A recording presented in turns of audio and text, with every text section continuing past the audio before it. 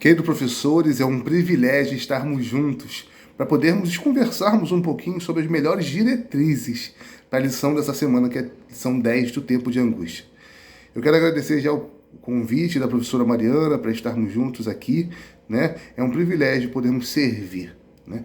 Mas, queridos, o interessante é a gente parar para pensar o que o tempo de angústia causa, muitas das vezes, na nossa mente de adulto. Muitas das vezes, nós adultos, diante desse assunto, ficamos com medo, né? E até angustiados mesmo, já nos preocupando com o que poderá acontecer. O interessante da lição dessa semana é a gente entender também que muitas das vezes é esse medo que nos motiva a tomarmos uma decisão, às vezes, irracional ao lado de Cristo. Porque, queridos, não é por medo que as pessoas se fortalecem na fé. Não é pelo medo, mas sim pela confiança de quanto Deus pode cuidar dela. Então é interessante que ao abordarmos esse assunto durante a lição, não é trazer medo, porque o medo já é comum diante desse assunto. Precisamos trazer e mostrar claramente na classe dos adolescentes que a esperança da confiança em Deus é que vai nos ajudar a passar por esses momentos de tribulação. E o interessante também é entendermos que a confiança e a comunhão no tempo de adversidade ela é anterior ao momento. O que quer dizer isso? Precisamos ressaltar aos adolescentes, precisamos ressaltar nas classes que precisamos confiar e ter comunhão com Deus antes. Oséias capítulo 4, versículo 6 diz bem claro: meu povo perece por falta de conhecimento. Então entendemos que, de modo geral, precisamos trazer nessa lição, um dos objetivos é que eles precisam agora ter um relacionamento real com Cristo.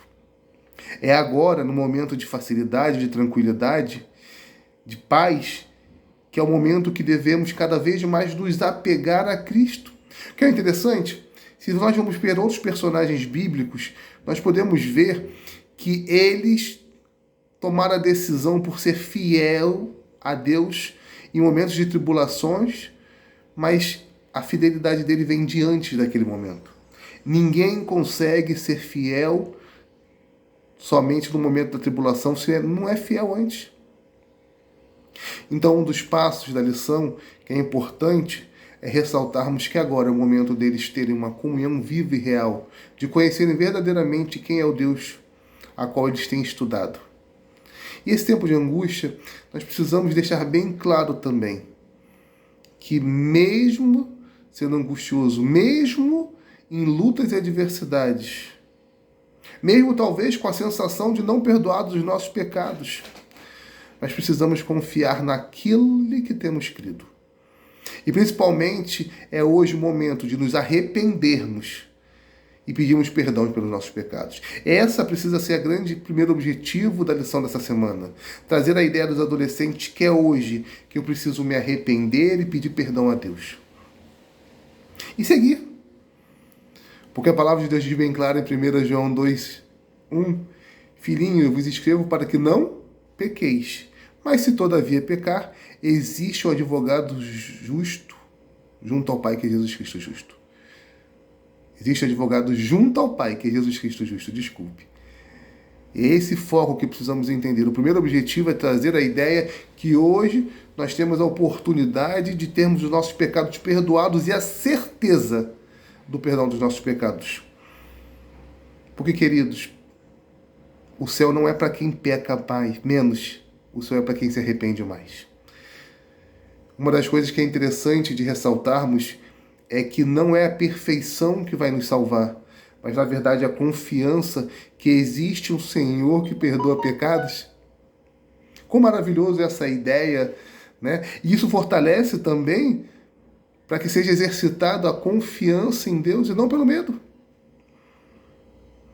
Porque o medo, ele, na verdade, ele esconde algumas necessidades, mas o amor, a confiança e o conhecimento em Deus nos atrai para Ele de forma clara.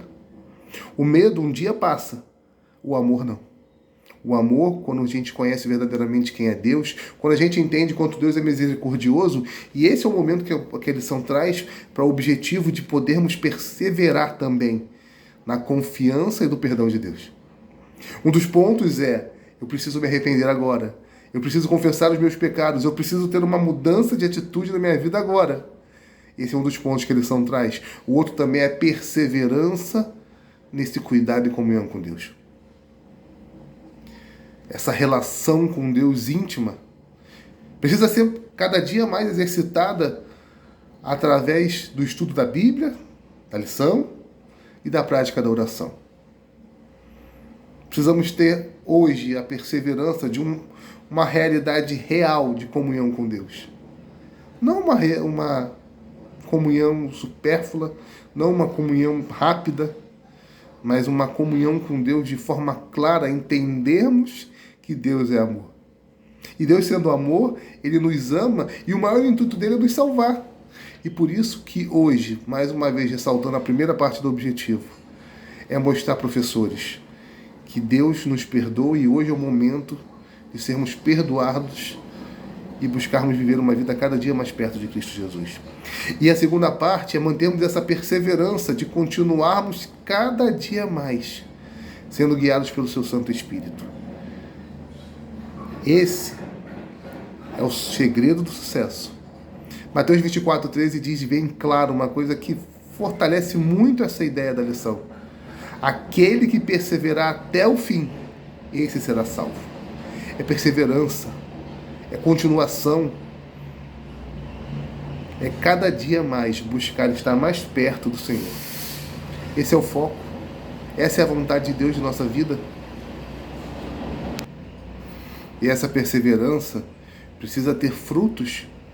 Não tem um modo mais claro de sermos perseverantes do que estarmos fazendo aquilo que Deus pede, como a nossa missão. O interessante é que quando a gente pega o verso de Apocalipse 22:11, a gente entende que existe um tempo de graça que ali está terminando. Interessante também entendermos que o tempo de angústia, ele vem comparado e auxiliado naquela angústia de Jacó, que lutou com Deus e com os homens e prevaleceu, e assim foi mudado o seu nome para Israel. O interessante também é pegarmos e entendermos que essa perseverança, ela vem da primeira base de um conhecimento de quem é Deus. É importante ressaltarmos isso na classe.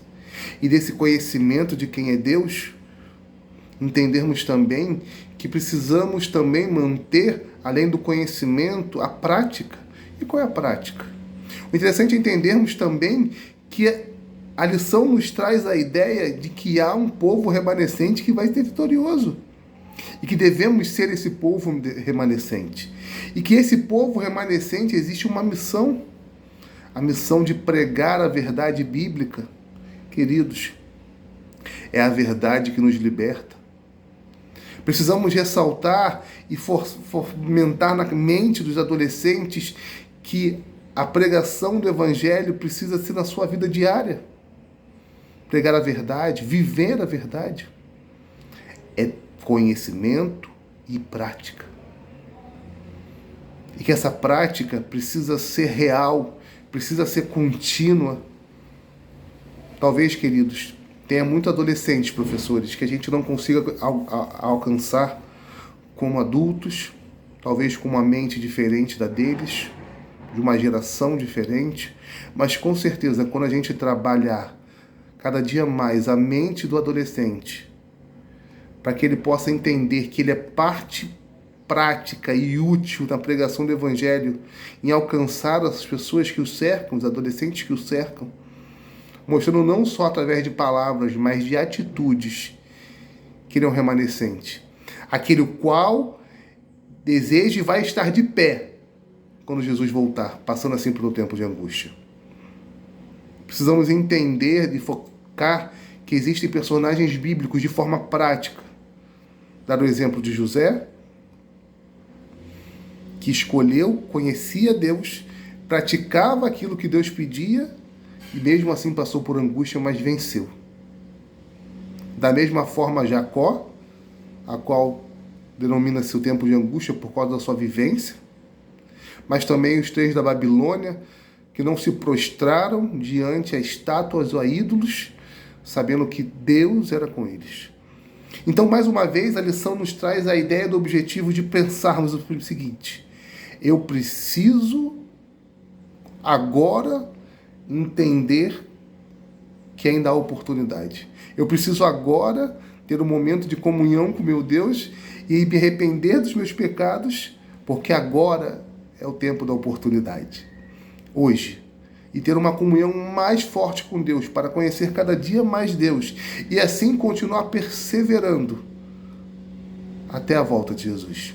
E também o outro, não menos importante, é entender que para me perseverar, professores, para que os adolescentes perseverem, eles precisam continuamente falando e sendo remanescentes em sua vida, pregando a verdade que lhe foi dada e vivendo essa verdade, porque pela vivência eles vão atrair mais pessoas.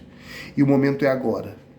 Não tem melhor dia e momento ou tempo de oportunidade do que agora. Esse deve ser cada vez mais o nosso foco como professores, para trazer isso à mente deles, de forma clara, de forma didática.